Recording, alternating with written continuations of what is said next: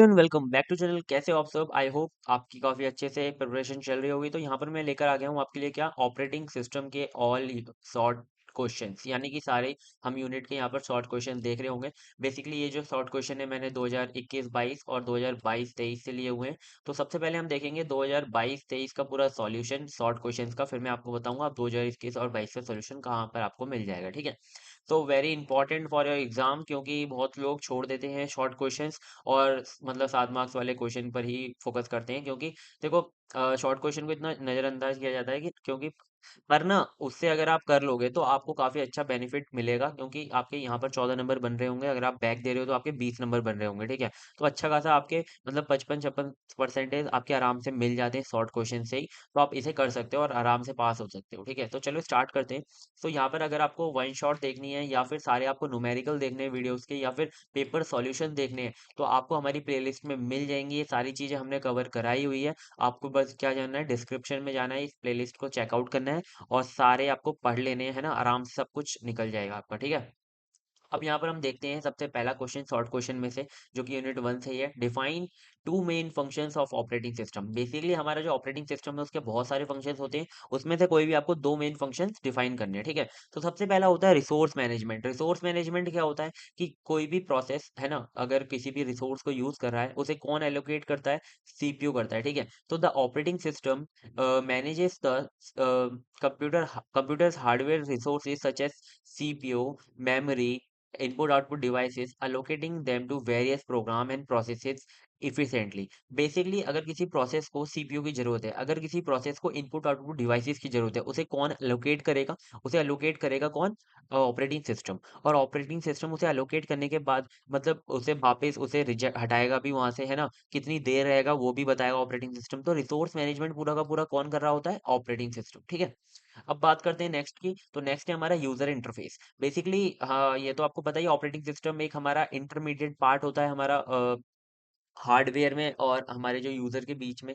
एक हमारा मतलब क्या होता है, एक हमारा इंटरमीडिएट पार्ट होता है। तो इंटरमीडिएट पार्ट में क्या आता है? वो जीओआई या फिर सीएलआई, यानी कि वो या तो जीओआई यानी कि ग्राफिकल यूजर इंटरफेस आपको प्रोवाइड करा रहा होगा, या तो कमांड लाइन से आपका काम चल रहा होगा। ठीक है, सो बेसिकली ये कौन प्रोवाइड करा रहा होता है? आपका ऑपरेटिंग सिस्टम। तो ये क्या है? एक हमारा ऑपरेटिंग सिस्टम का फंक्शन है।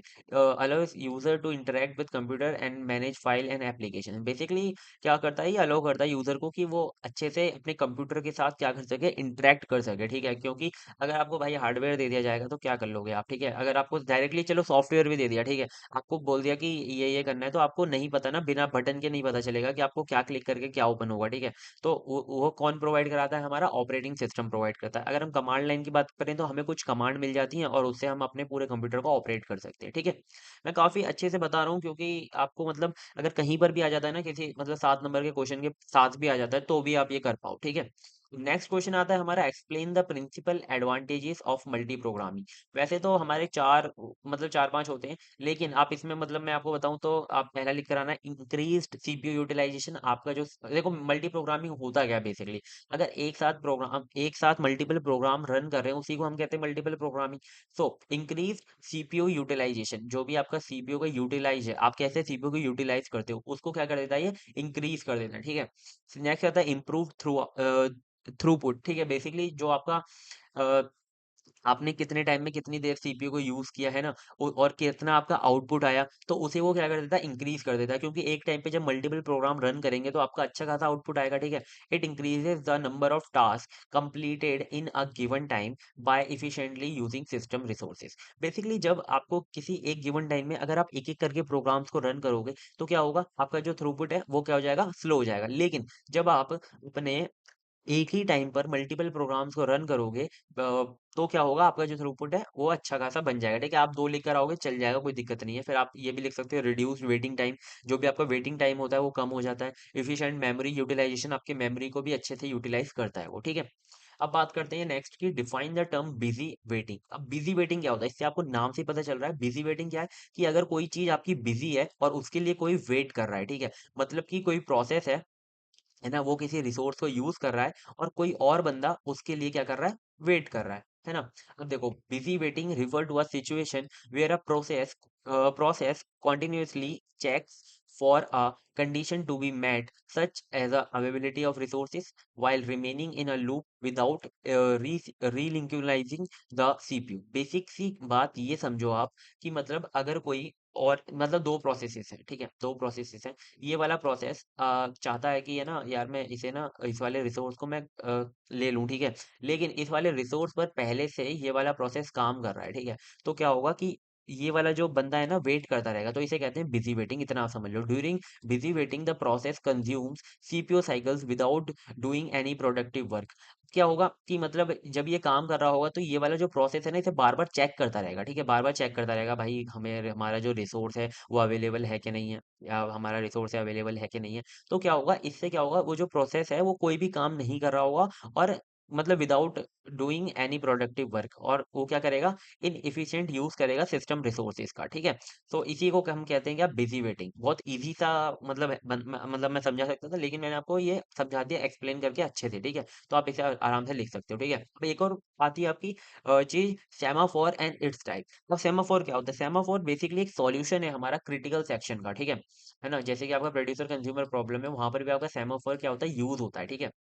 बेसिकली जब आपका प्रोड्यूसर कंज्यूमर प्रॉब्लम अगर आप देख रहे होते हैं, तो यहाँ पर एक आपका प्रोड्यूसर है, यहाँ पर एक कंज्यूमर है। प्रोड्यूसर क्या कर रहा होता है, प्रोड्यूस कर रहा होता है, और कंज्यूमर क्या कर रहा होता है, कंज्यूम कर रहा होता है, ठीक है? तो क्या होता है कि एक स्टेट पर आके ये वाली जो बफर होती है ये भर जाती है, ठीक है? या तो खाली हो जाती है, तो या भर जाती है, ठीक है? अगर भर जाएगी तो ओवरफ्लो हो जाएगा, अगर खाली हो जाएगी तो आपका कंज्यूमर आएगा, यहाँ पर कुछ उसे मिलेगा नहीं। तो इसी को चेक करने के लिए सेमाफोर क्या करता है, एक सिग्नल देता है कि मतलब अगर वो भर गई है तो सेमाफोर आ जाता है, टर्न ऑन हो जाता है, अगर खाली हो जाती है तो टर्न ऑफ हो जाता है। तो इससे अब क्या पता चल जाता है कि सेमाफोर क्या करता है, इस प्रॉब्लम को भी सॉल्यूशन प्रोवाइड कराता है, इस प्रॉब्लम का भी।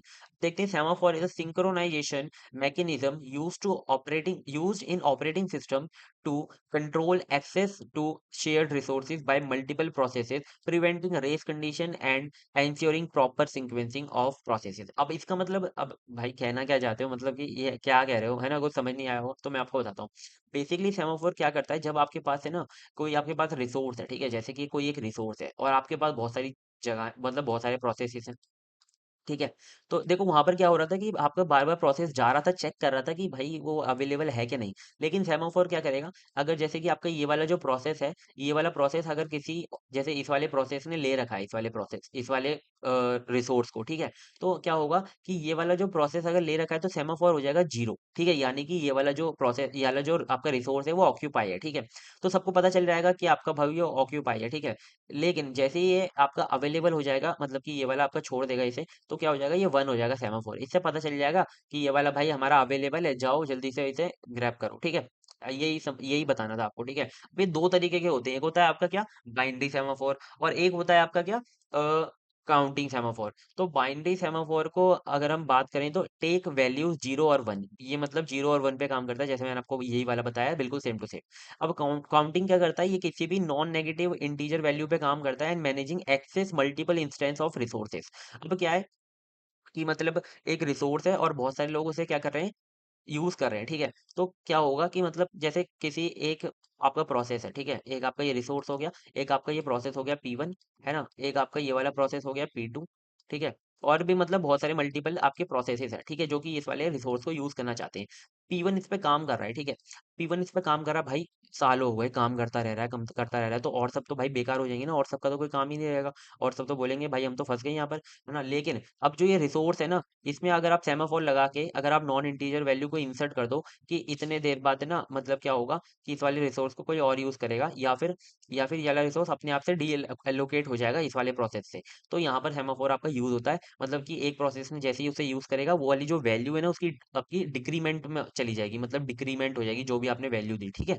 तो इसी को कहते हैं क्या, काउंटिंग सेमाफोर। तो बेसिकली ये जो दो चीजें हैं, ये आपको इतनी ज्यादा, अगर दो नंबर की बात करें तो इतनी ज्यादा समझने की कोई जरूरत नहीं है, अब बस ये डेफिनेशन जो मैंने आपको बताई है लिख कर आ जाना, ठीक है?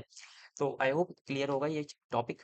अब बात करते हैं, explain starvation problem and it's solution. अब देखो स्टारवेशन क्या, स्टारवेशन से आप क्या समझते हो कि मतलब कोई भाई किसी चीज के लिए मतलब किसी चीज कोई चीज उसे नहीं मिली और वो मर गया, ठीक है, मतलब ये समझो आप। ठीक है, तो देखो starvation occur when a process is perceptually denied access to a resource but because other processes are continuously prioritised over it. मतलब कि आपके पास कोई एक रिसोर्स है और एक प्रोसेस के पास भाई बहुत सारी प्रायोरिटी और वो इसे यूज करे जा रहा है, और सारे प्रोसेस भाई क्या कर रहे हैं, वेट कर रहे हैं। और वो स्टारवेशन से क्या कर रहे हैं भाई, पीड़ित है, मतलब कि वो बहुत ज्यादा स्टारवेशन से पीड़ित है, मतलब ये चाहते हैं कि इस वाले रिसोर्स को यूज करना, पर इसके पास भाई प्रायोरिटी बहुत सारी है और है ना, ये इसे यूज करे जा रहा है। तो इसे कहते हैं हम स्टारवेशन की प्रॉब्लम, ठीक है, जो इनके साथ हो रही है। अब देखो इसे हम सॉल्व कैसे करेंगे, as the result the process waits indefinitely, मतलब कि बहुत टाइम तक, ठीक है, unable to produce with its execution. ठीक है, अब हम बात करते हैं सॉल्यूशन की। सॉल्यूशन की बात करें तो a common solution to a starvation is ageing. अब इस सॉल्यूशन का क्या नाम है, एजिंग नाम है। ठीक है, अब एजिंग का क्या मतलब होता है,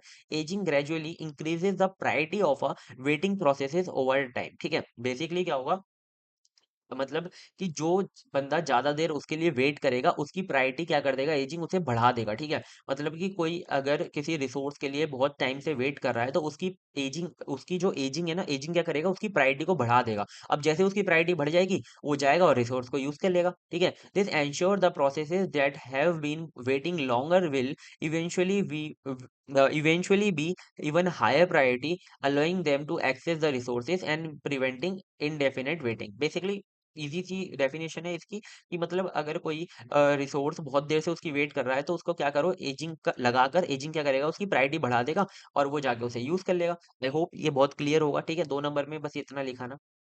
अब नेक्स्ट बात करते हैं explain internal and external fragmentation. अब इसकी बात करें तो इंटरनल फ्रेगमेंटेशन में क्या होता है कि आपकी जो मेमोरी ब्लॉक्स हैं वो इक्वली पार्ट्स में डिवाइडेड होते हैं। ठीक है, मतलब कि उनके जो साइज होते हैं वो सेम होते हैं, देख सकते हो आप। ठीक है, ये देखो साइज सेम है इसका, ठीक है, ये वाला भी साइज सेम है ना, तो ये क्या है, दोनों साइज सेम है। तो इसमें क्या होगा कि मतलब जैसे अगर प्रोसेस वन को जरूरत है, जैसे कि आप इस साइज का आप बेसिकली स्टैंडर्ड मान के चलो कि 16 किलोबाइट्स का है। ठीक है, तो 16 किलोबाइट्स में क्या होगा कि आपका जो साइज है ना वो सेम रहेगा, लेकिन अब चाहते हो आपका ये जो प्रोसेस वन है ये चाहता है कि बस मेरे को 5 KB की स्टोरेज चाहिए, तो क्या होगा, जो बची हुई स्टोरेज रहेगी वो सारी वेस्ट हो जाएगी यहाँ पर। अब प्रोसेस टू को चाहिए 15 की, तो वन आपकी क्या हो जाएगी, वेस्ट हो जाएगी। लेकिन आपने एक स्टैंडर्ड ले रखा है 16 KB, उतने की आपको मेमोरी ब्लॉक बनानी है, तो यहाँ पर क्या होगा, आपकी जो मेमोरी है वेस्टेज होगी बहुत ज्यादा।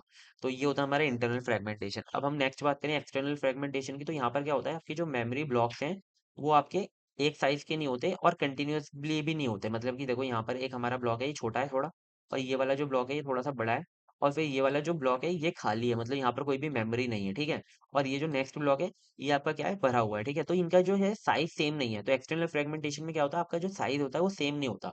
जैसे कि प्रोसेस वन आपका कंप्लीट हो गया तो यहाँ पर क्या हो जाएगा, ये वाली जो स्पेस है खाली हो जाएगी। लेकिन अगर कोई नया प्रोसेस आया उसे यहाँ से ज्यादा स्पेस चाहिए तो वो यहाँ पर फिट नहीं हो पाएगा। तो क्या होगा कि यहाँ पर भी आपकी जो मेमोरी है वो वेस्ट होगी। ठीक है, तो बात करते हैं यहाँ पे डेफिनेशन की, तो यहाँ पर देख सकते हो आप, फिक्स्ड साइज होता है और एलोकेट होता है प्रोसेसेस को, but process does not use the entire block, the unused memory within the allocated block wasted, leading to the inefficient use of memory. मैंने आपको बता दिया ये बात। ठीक है, अब एक्सटर्नल की बात करो तो occur when the free memory is scattered through out the system in small and non continuous block. मतलब कि छोटे छोटे ब्लॉक्स में, जैसे कि ये जो ब्लॉक्स हैं ये अलग अलग ब्लॉक्स में, मतलब सेम साइज नहीं रहेगा उनका, और नॉन कंटिन्यूअस ब्लॉक यानी कि बीच में कुछ स्पेस भी आ सकती है। ठीक है, तो नॉन कंटिन्यूअस ब्लॉक में क्या है, डिवाइडेड है।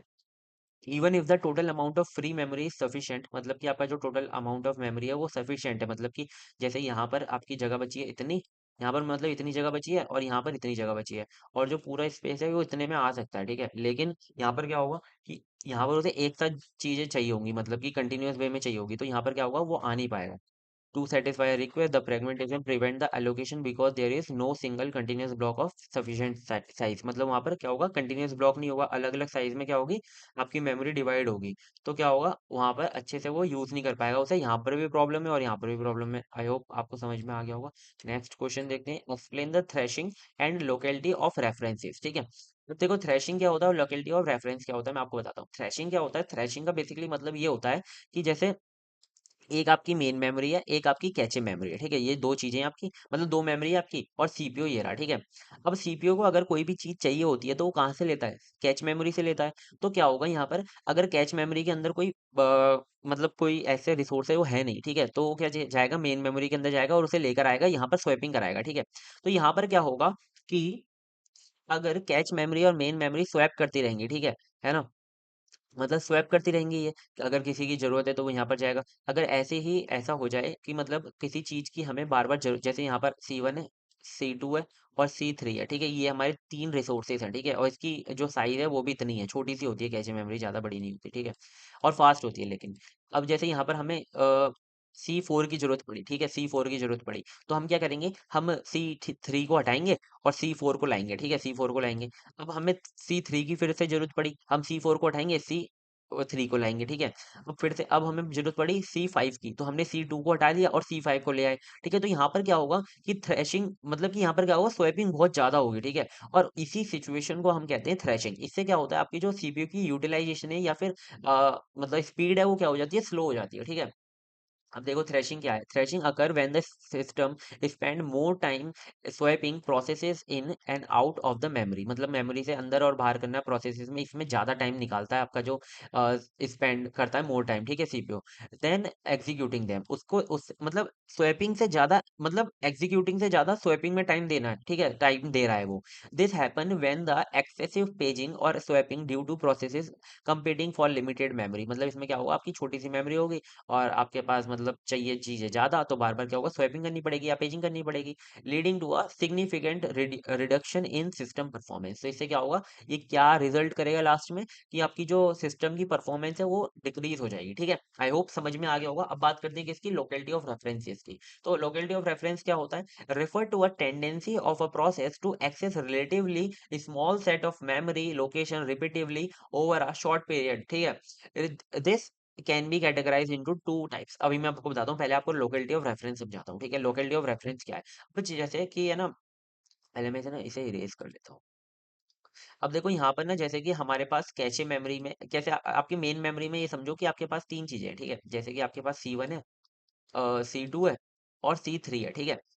अब आपको क्या ज़रूरत है? आपको ज़रूरत है C2 की। अब आपको ज़रूरत है किसकी? C2 की।